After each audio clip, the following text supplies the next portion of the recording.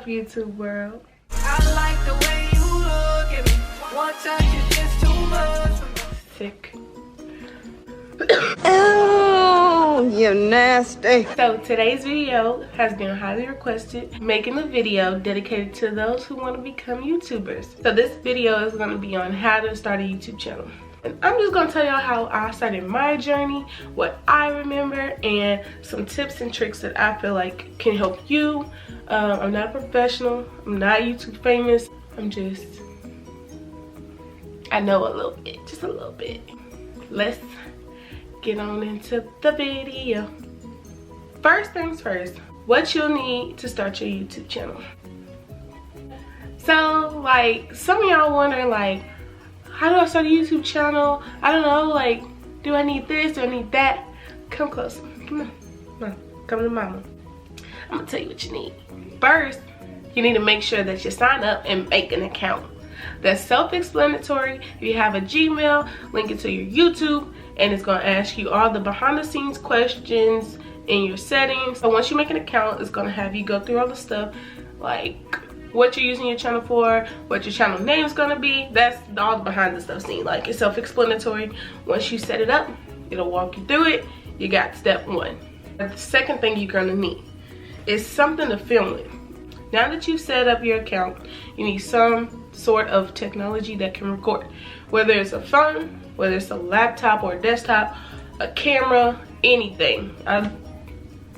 Whatever you have that can record, use it.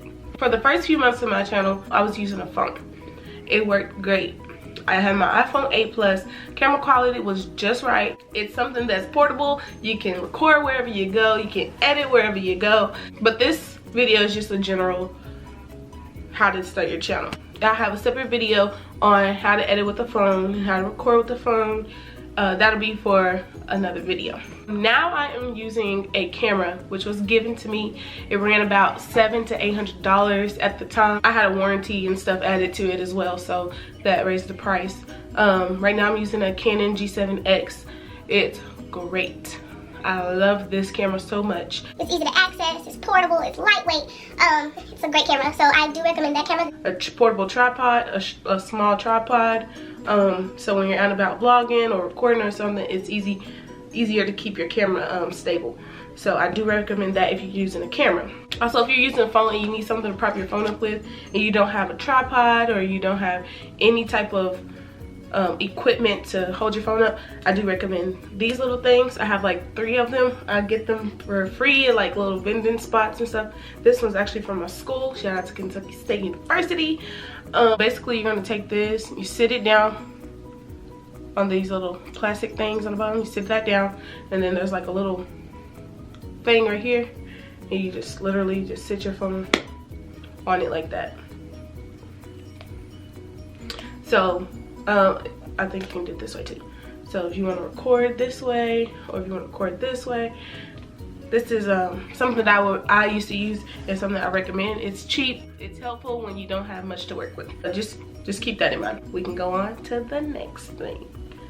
So now we're going to talk about lighting. You're going to need some type of lighting to enhance the quality of your device that you're going to use to record. So if you're you know, just now starting out, you don't have a budget, or you don't have any money to really invest in your channel, then I suggest use natural lighting. Simple, it's free. The only downfall of that is if the weather is bad, it's cloudy or something, the lighting's not gonna be that great, and at nighttime. So if you're gonna use natural lighting, keep that in mind and try to film according to weather and the time of day. Secondly, if you're on the cheaper end of things, or you just wanna not spend so much money, you can also DIY a ring light. I did that when I first started. It looks kind of it looks kind of janky, but it works. It works great, actually. So this is my DIY ring light that I used to use before I got an actual ring light. This I'm gonna say ran me less than 20 bucks. It wasn't hard, so y'all want a video on how to make a ring light? You know, it's not that cute, but it works. So if y'all want a video on how on a DIY on how to make a ring light, let me know. ring lights. my ring light ran me about $130. I got it from a local store here in Lexington. So I would recommend that store. It's called Murphy's Camera, I believe. And yeah, they have a lot of good equipment. So I was anxious. I didn't want to order anything. I didn't want to wait for anything to come in the mail. So I ran to that store and I bought it. It's really good. It's really bright. When you mind you, if you do wear glasses, the ring will show up on your lens. You can also just use the lighting in your room. You can buy a different kind of light bulb in your room. So it's like white light, then they have natural light. They have different types of light bulbs. So if you don't want to buy any of this extra stuff, just buy a light bulb or use the one you have. They also have box lights. I've never bought a box light. I've seen people use them. They look great, but I'm good with my ring light, and I think that's like what I'm sticking to for a while. Find what kind of lighting that you want to use or that you can afford. Stick with that. Mind you, whatever lighting you choose to use or invest in, it will enhance the quality of your video. It will look more appealing if you do have light. If not, like I said, try to work with the natural lighting. If you don't want to use no light, by all means, stay in the dark. Advise y'all, if y'all can, invest in some backdrops. Or if not, then you can use a white wall. Like the wall that I'm using behind me is literally just white paint on my wall. If you watch some of my previous videos, you'll see like this pink, silky, shiny like sheet thing. I literally went to Hobby Lobby and spent like $2.37 on a piece of fabric, and I literally hang it up with a nail, well, not a nail, like the little tacks or tape or whatever I can use. That's what I hang it up with.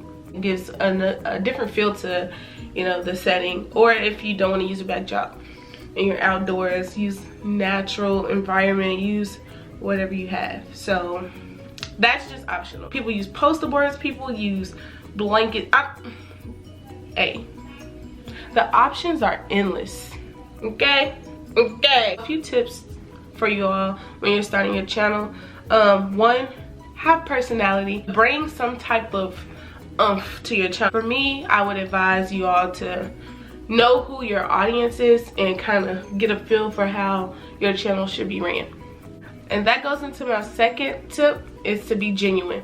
Don't be out here trying to act like somebody you're not. Don't try to come on YouTube and act like you're, you know, filthy rich and, you know, you stunting, you flexing for YouTube, but then the people around you at home like know, you know what I'm saying, like they know what you really bring to the table.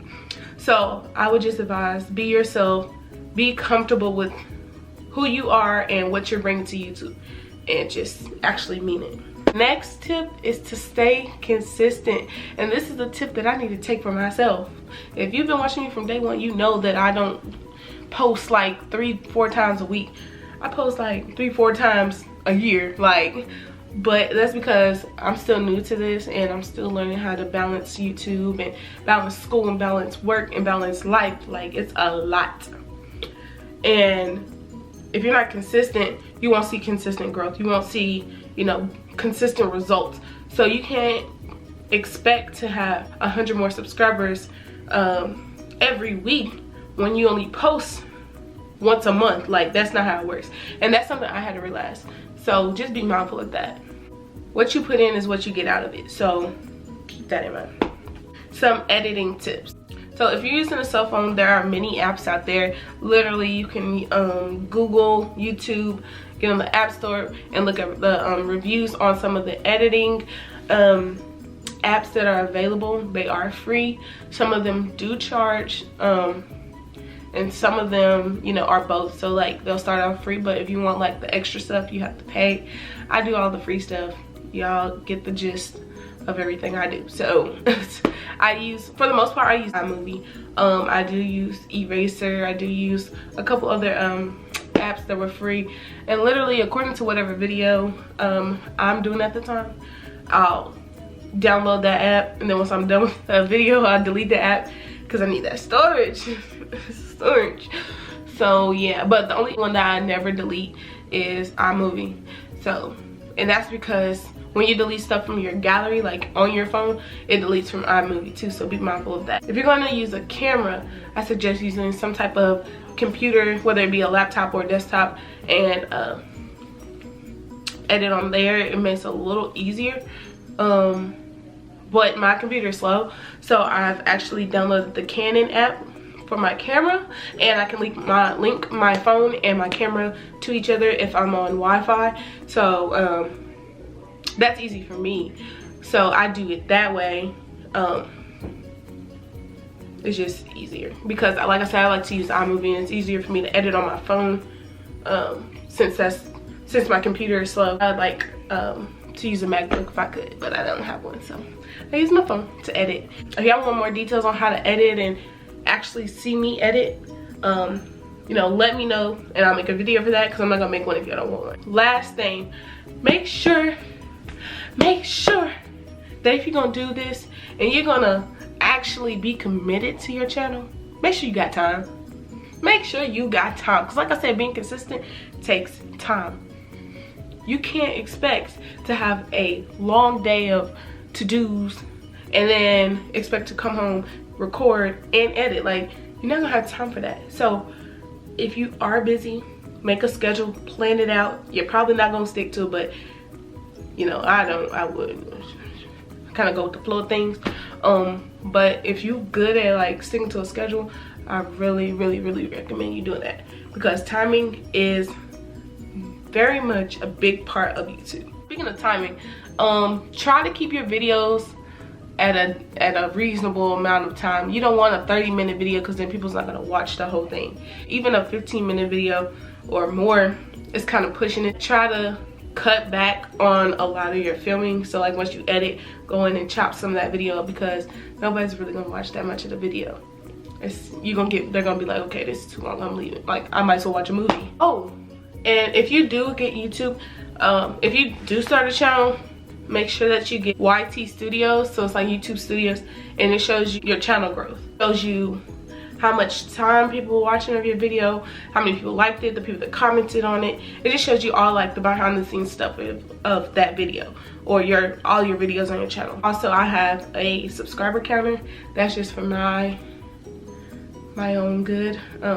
You don't have to get that. I like to see when I get one more subscriber, or whatever the amount is. I be refreshing that thing. Like, keep all these things in mind. Like I said, I'm not professional. These are just tips and things that I use and did, started my channel, and I still do today. I'm not the best. If I find out some more tricks and tips, I will definitely make a part 2. Bonus tip! Think of a bunch of ideas at once on what kind of video you want to make, or you're going to make in the future. Keep note of those somewhere, whether it be a notepad or the notes in your phone, just so that you'll never have a moment where it's like, what kind of video can I make?